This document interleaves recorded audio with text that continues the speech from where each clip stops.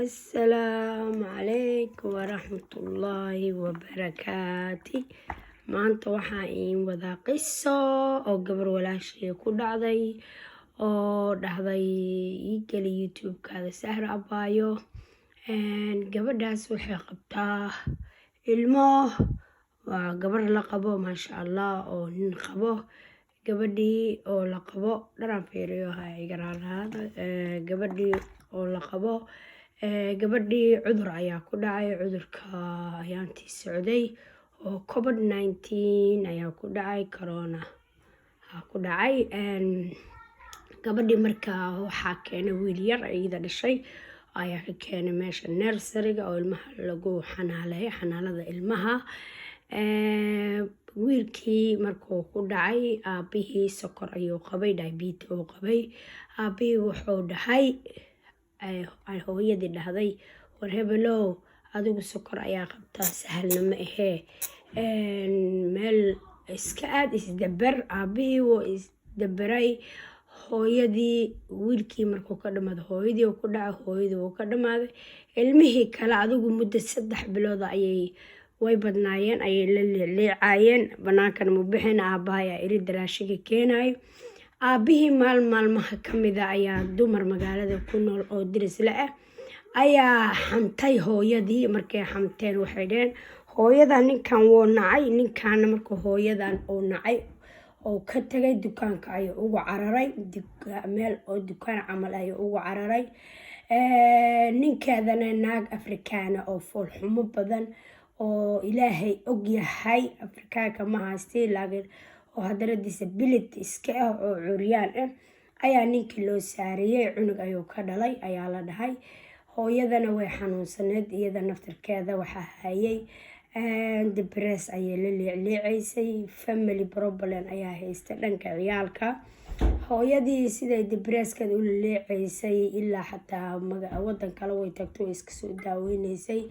adigu dumar oo jaahiliyiin oo waxna fahmaynin oo waxna ogeen oo diin celiyeysana lahayn, reer magaalnimana celinayso, oo Yurub la keenay first time oo Yurub life ugu soo horeysay ayaa hooyadii daba dhigtay. hooyada maba dhag iyo shaq uma lahayn, adduunkeeda ayay iska qabsanaysay, caruurteeda bay la leeceysay. aabi meeshiisa ayuu iska joogay. hooyo nin iyo naag isqabo wax ka qusaya ayaa dadka iska yar. dadaa waxaaba jiraba dadku inay koobiyeeyaan oo u hayaan malaa'ig ama qalin iyo buug. gabadhii walaashay ahayd waxay dhahday walaaley qalin iyo buug ayay dadka ii haystaan, ayaga baa i xakamaayo. gabadhii dirifay dhahday, waxay samaysay gabadhii ma hadlin. ninkeeda u maatay. ninkeeda ayaa waxaa ku dhahay war heblaaye hee naag heblaaye oo dukaanka gada jirta baxasta. haa naagta ayaa dhada cunugan adigaa dhashay ayay ku dhahayaan naagtaada dadkeeda. wax dad iyo eba ma joogo ayay dhahday iyadana. bes gabadhii gabar baa ku cayso dhadana ayaa geedii loo keenay wacalada oo waxba ogeyn oo ninka nacay uu ka tagay. gabadhii dhagta si fiican bay usii taagtay, haddana meel kale baa laga soo wacay, ninkaada saas waaye. gabadhii waxay samaysay isma waalin, ninkeedii meeshuu jiifanayay. habeen kasta meeshaas ayay aadi jirtay. 2 week ayay taxi waca jirtay. mar waxay aaday 6 saac, mar waxay aaday 7 saac, mar waxay aaday 8 saac, mar waxay aaday 9 saac. ninkeedii meesha iska jiifo allahiis alle ah. gabadhaas ninkeeda ma ka maseerin weligeed, maseer dham. gabadhaas xataa ma maseerin, laakiin waxay rabtay inay xogaasha Soomaalida way hadlaayaan, waa laga tagay saamaxa baaya ilaahay dartiisa ugu dhaaf aa la dhahaa. gabadhii lugta ninku saartay waxay artay ninkii inuu waxba iska ogaan iska jiifo. way soo baxday gabadhii, waxay u maatay dumarkii ayay wacday. waxay dhahday fiiri ninkayga meeshuu gabadha oo ilmaha ugu dhalaaya iyo meeshuu ku nikaacsaday iyo meeshuu ku keenay inaa igeysiin ayaa jirto. gabadhii ma harine maasha Allah, gabar aqli badan ay ahayd. ma harine ninkeedana lama diririn, waxna kuma samaynin, waxna u geysanin, laakiin ma harin. waxay samaysay gabdhihii gabar oo magaalada la degan ayaa wacday heblaayaha layga soo garbaxo. Soomaaliya hadda ogaade Somali wax la sheegtaa waxayna hubsanin waxayna ogaanin mala awaal naagtaas gabadhaas walaasheena ninka qabana waa nin maskiina reer naaga ma oo xataa ninku ma oo nin dhacdhacaayo oo balwad leen oo maskiin iska awaay alcamuum waa la soo baxay markii la soo baxay oo imaanay markii la soo baxay gabadhii iyo gabdha ayaa israaceen waxay tageen gurigii oo gabadhii curyaanta ahayd oo afrikaanta ahayd oo wadan kale ahayd gurigeeda ayaa la tagay gabadhii walaasheena ma iswaale waxay walaalay gabadhii afrikaanta markii albaabka ka furtay waxay maxaa rabtiin gabadhii ayaa soo bootay walaalay anaga awal waa markii ugu horreysay gurigaada imaanayno inaana salaamtid isku day oo gogol cas gogol gaduudan noo dhigtid gabadhii waa isku xishata soo gala ay dhahday waan fadhiisanay waxay rabeen gabdhaha walaalaha inay dhahaan tacsi waxaas gabadhii waa soo bootay waxay walaalay su'aal baan ku weydiiyaa iigana jawaab cunugan ma odagayga dhalay xaq ayuu cunugan leeyahay cunugan inni wax la siiyo ayuu xaq u leeyahay hadduu asaga dhalo asagana ku qabo hadda ninku afar bay diinta u banayso waxba gabadhii afrikaanteed waxay wacday gabar yar oo iyada dhashay waxay ka qaatay mobilkii waxay dhahday ninkaada cunugayga ma dhalin markaan tagnana gabadha walaasha ilmaheeda kulli hal cunug ayaa u malaysaa ilmaha ninkaas u dhashay waxay dhahday ninkayga waan aqaanaa caruurtiisa familkiisa xataa walaalihiis waxay dhaleen xataa ilmahan bay u egyihiin laasimna arka waayo way aragtay iskuma eko cunugu waa ilmaha cad iyo madow iska dhalay labada ninka gabadha walaasha qabana waa nin midabkiisa maariina gabadhana waa gabar afrikaan oo madow labadaba afrikaan isla yihiin afrikaan oo carab ku jiri afrikaan ay wada ahaayeen way soo baxday gabadhii mobilkii soo qabatay dadku way war badan yihiin afrikaanka baqbaq ma aamusayaan dadkay jaarjira ninkii cunuga ka dhala waa kan ninkan iga dhalay magaalo yar ayay degayiin dad waxaa jiro nolosha ka dhintay maryaha waa la iska wataa nolol ma jirto xayaa ma jirto diin ma jirto hadda wadankiina hadda la soo galo lama ilbaxaayo sahal laguma ilbaxaayo wax badan ayay joogaan ma la dhahay 1 year isay jooga 2 years 7 sano ayay gabadhaas la degan yihiin mar kasta waa la yiri ayay gabadhaas dhahayaan gabadhaas baa Soomaalida caanayso gabadhaas laakiin gabadhaas anigu waxaan ugu tali lahay ha ka baqin had iska saar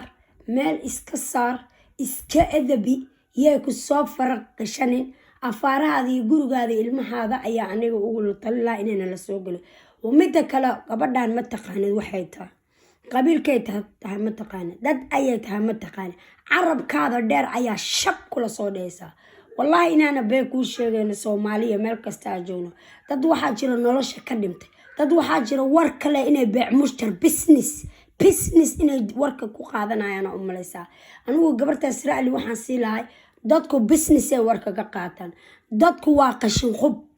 dadku kulligood lama dhahay dad waxaa jira nolosha ka dhinto akhlaaq iyo isluub waalidkood soo barin diin celideysana ma leh raggoodana aan ceshanayn oo raggoodana haysanin raggoodana qabsanin nolosha ku dhintay marka waxaan dhihi lahay ummadda kulli la isku madara dad waxaa jira reer magaaliin oo tacliim soo bartay iyo dad waxaa jiro tacliin aqaano inay dadka ka taba tartamaan rabaan haddana wadankaana dadkii wada simay يوروب دادك باي وضا سمتا كي جاهل كاية كي لوك تقلعنا يا كي بوسنا لوك تبوسنا يا كي لوك تقلعسنا دادك با وضا يوروب با وضا سمتا مركا وحان ديلاي حسبي الله ونمع وكيلا قريها إسلامات يا حياة دا إسلامات يا نلش إسلامات أيا قبرداس وحان كوانين لاي حياة دا keep going هراء الصعو dadku waxay dhan waa la iga maseera wax maseerila ma jiro wadan Yurub ayaa joogta wax ka bare kartid aqoon ka bare kartid adduunyo ka samaysan kartid ha ku shaqo jaami guryooyinka islaameed look yourself an gurigaada ka sheekay an xayaatadaada ratib xayaatadaada haday gubatay xayaatooyinka noloshaada haday gubatay nolosha bilaadanka socota ha ku shaqo jaami guryaha islaameed inaa xasabtina ha ku darin ما فهمتي أنا تاس أيام قبل داس كواني لهاي وأنا تيقت كذا ساقشة حيرات هويناتو حكبقن إلهو تاكاهو استعليه مال إسكسار دو أم marka gabadhaas waxaan dhilaa walaalka hore u soco ha u joojinin dumar iska wada dunida dhan ku sabaynayso oo adduunyadooda meel ay qabsadaan weysan ha u joojin noloshaada hadday gabadhaas walaasha intee qabata ninkeeda maqar ay ka badiso maxaa la sameeyay maxaa la dhilaa amba ninka dhimala amba naagta dhimaleed fitna Soomaaliya ku noolaaweys fitna Soomaaliya ku dhismoys haddana Yurub ay la imaadeen يورب لك يا حكمايو ما شاء الله تبارك الله أو قالوا قلني بوق لو صوبرة وأبوطي أبكو كسيني أما سيادتك إسلامك قرية إسلامنا هقوبنا فدنا هوستيني يلابتي وقرينها أولولو أنا قلت عن إلهي وحان كبر يقفتي أمتك تاغن أو قرية إسلامات إنا يدوم السرب تله أولل الله تسي أولاد ذي إيدي يتضوفر عن أولل أين كريس الله تسي dadka ku mashquulsan Ilaahay ha ka qabto hoostoodana Allah ka siiyo ayaga iyo awlaadooda iyo meesha ka imaadaan ilmaha islaameed ay ku wada hadlayaan Allah ka qabto wajiyadoodana balwa Allah saaro aamin ya rabbi aqbal Ilaahay oo dacwadeena rabbiyo ummadan fidnada wado oo dadka isku dira inuu Ilaahay ka qabto ka dhax saar Ilaahu tusi warooy dadow shaqaysto wax barto wadanka wax ka qabsada guriyaha islaameed ha tirinaha nimankii naaga isqabana حسابنا وحيين سبحانك الله Somali مركز تاجود قبل سولاشة أسود رأليجا سي رأليجاس كومنت ولافا لايك شيرين فاميلي فريند قصصوين بدن أيان إن كنا سداس عمل لمده أو دب هذا بين ما أو واحد يسكسر شوا واحد رونا أو بقول كيبا بقول أو هلا حب بينه كجري السلام عليكم ورحمة الله وبركاته